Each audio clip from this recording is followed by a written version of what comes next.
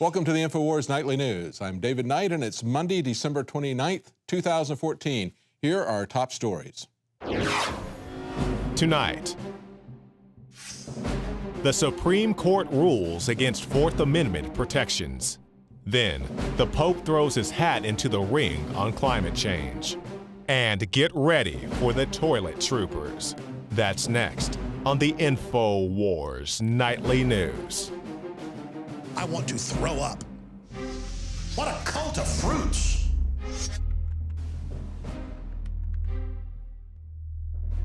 Well, this year, the government continued on a long tradition of doing underhanded, unpopular things on the holidays when nobody's paying attention. Of course, that began back in 1913 with the Federal Reserve Act being passed on December 23rd when most people were away. We also saw the Senate passing Obamacare on Christmas Eve in 2009. And then Obama signed on New Year's Eve the first Indefinite Detention Act that was part of the NDAA. He signed that into law on a New Year's Eve when people weren't looking.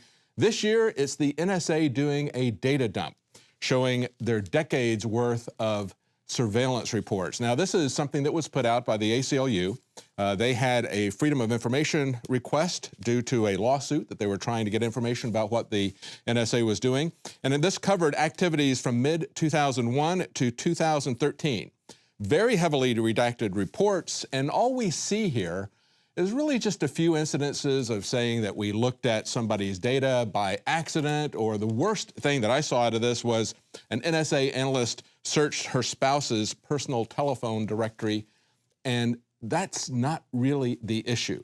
You see, it was back in 2001 when this all began, as we know from NSA whistleblowers like William Binney and Thomas Drake, others, that they were deliberately changing the structure there so that they could spy on Americans.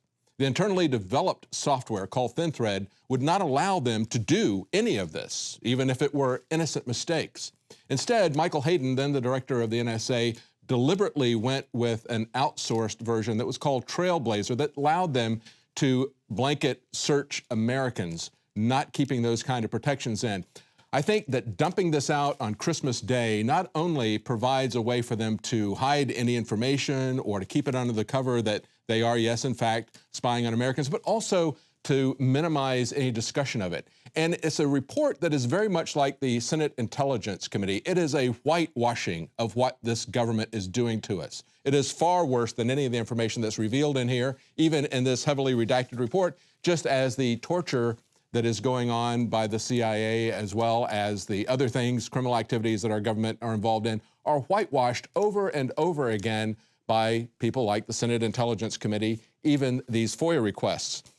As one example of our government's overreach, the U.S. Supreme Court rules 8-1 that citizens have no protection against Fourth Amendment violations by police officers who they say are ignorant of the law, and so therefore it should be excused. Now, this is a press release from the Rutherford Institute that filed a brief to the court protesting this action. In this particular case, it's a traffic case in North Carolina where they used information that they really didn't have a reason to pull this person over. They didn't have a search warrant, of course, because with a search warrant, you need to produce a reason. And I think that's the fundamental issue here. What is a reasonable search?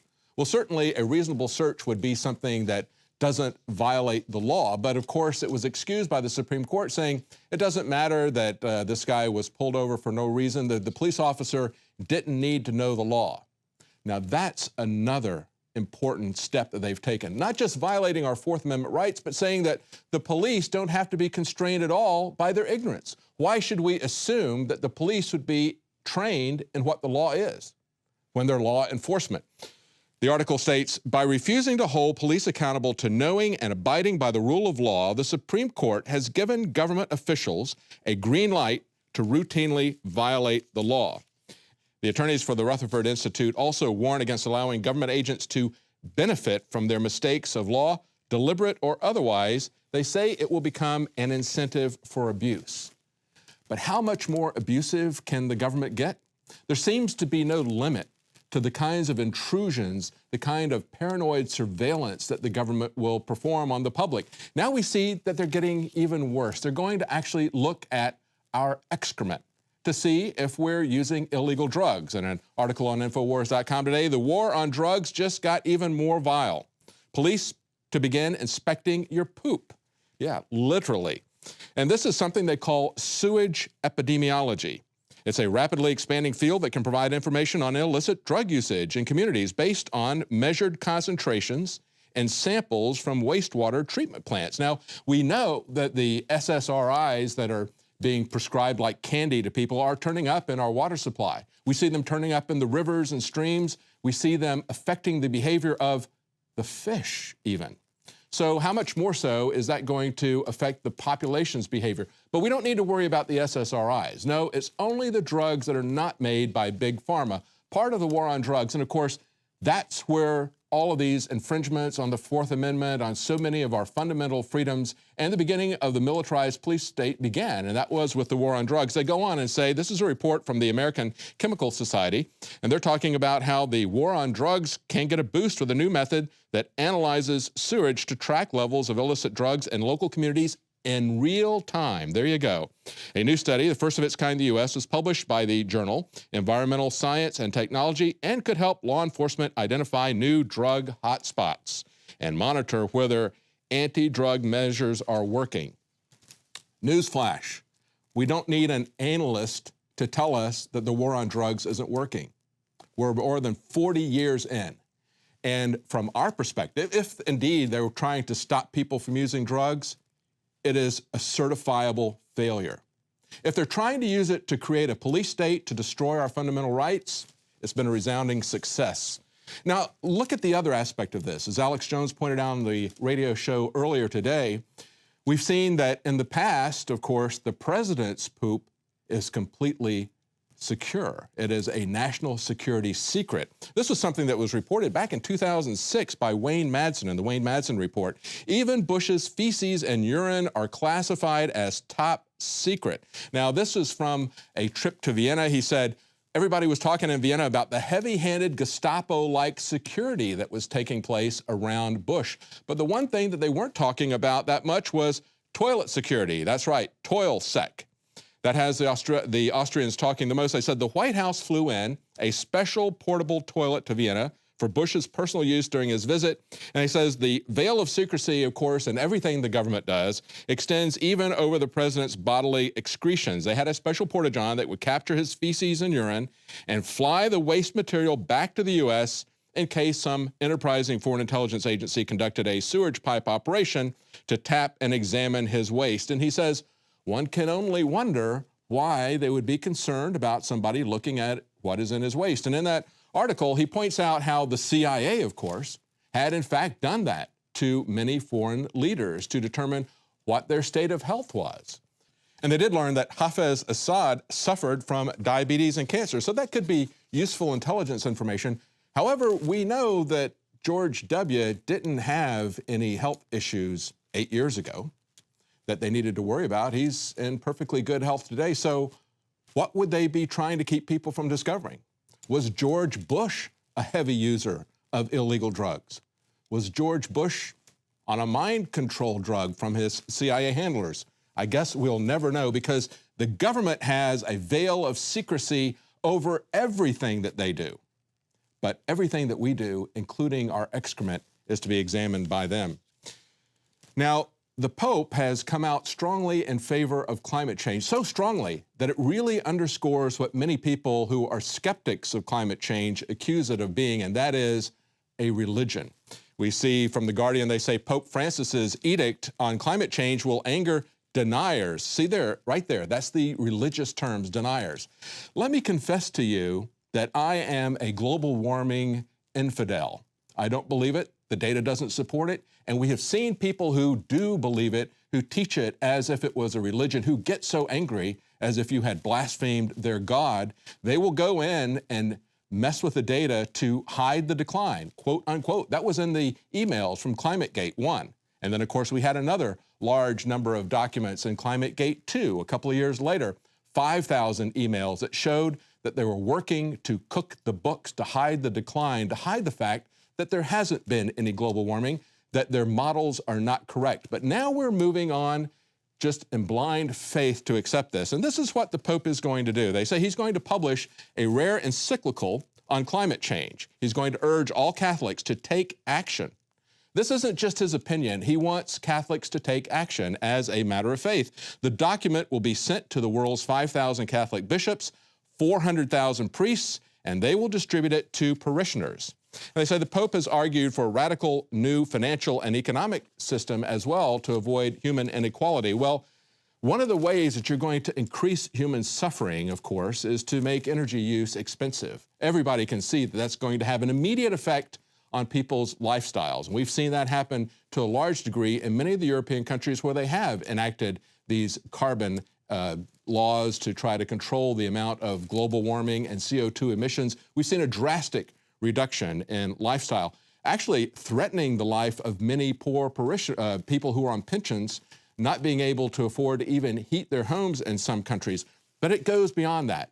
This is truly a kind of religion. Look at this report from Climate Progress, someone who would support the Pope's move here. They say Pope Francis is expected to instruct 1 billion Catholics to act on climate change.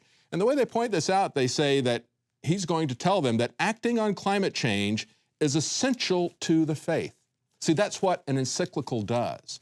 An encyclical is sent out to essentially, most cases, it's there to stop a dispute on theological issues. But of course, this is going to stop a dispute on political and scientific issues. Why is he getting involved in this? Why is he treating it like a sin? That's what carbon taxes are, essentially. It's kind of a penance. When we look at carbon credits, that's very much like the indulgences of the Middle Ages, where people would pay in advance so they could indulge in a sin. And if you think that I'm exaggerating that it's a sin, that they're going to treat it that way, it was just earlier this year that this Pope told a massive crowd in Rome, if we destroy creation, creation will destroy us, and he has called the destruction of the rainforest a, quote, sin. He's casting this in religious terms yet again, and that's the way we've seen the scientists sell it. They've gone further to say that Catholic bishops on every continent have called for, quote, an end to the fossil fuel era. Listen, it's not just our lifestyle that this is going to take down. Everybody can see that coming immediately. It is also highly correlated, that is cheap energy, is highly correlated to life expectancy. It is going to shorten the life expectancy of people. It isn't just going to cramp our lifestyle severely, especially the poorest, especially those people in developing countries like Africa. Remember, Prince Charles went there and just told them they shouldn't have cars or air conditioning. They just need to get over it as he flies in on his massive jet. Well, stay with us when we come back. We've got some evidence of how the government is using a divide and conquer strategy in the race war that they're trying to build. And we're also going to look at an example from 100 years ago about how we can overcome that divide and conquer strategy. Stay with us. We'll be right back. Sold out for weeks due to the difficult and extensive proprietary process behind its creation, the exclusive INFOWARS Life Secret 12 formulation is now back in stock in the last limited shipment of 2014. The most bioactive form that has been created with our proprietary process. This ultra-clean vitamin B12 nutraceutical has been carefully crafted and developed over the last 2 years and is based on cellular science of how your body actively absorbs essential nutrients. Secret 12 is taken by mouth, right on the tongue, and then swallowed. No needles, no injections. Vitamin B12 deficiency is linked to scores of serious problems. And Secret 12 is a fusion of 2 organic proprietary forms of vitamin B12, bringing you a true nutraceutical quality vitamin B12. Secret 12. Secret 12 is an excellent Christmas gift and is tailor-made to boost your New Year's resolutions. Supplies of Secret 12 are very limited. Secure yours today at InfoWarsLife.com or by calling toll-free 888-253-3139. 2015 is almost here, and with it comes those New Year's resolutions to finally transform your body the way you want it. There's a reason over 88% of New Year's resolutions fail. Make this year different by equipping yourself with Oxy Powder, the next level in cleansing the body naturally. Using super oxygenation, Oxy Powder, available through InfoWarsLife.com, gently cleanses the body while you sleep with easy capsules. Tens of thousands of individuals have used Oxy Powder to cleanse their body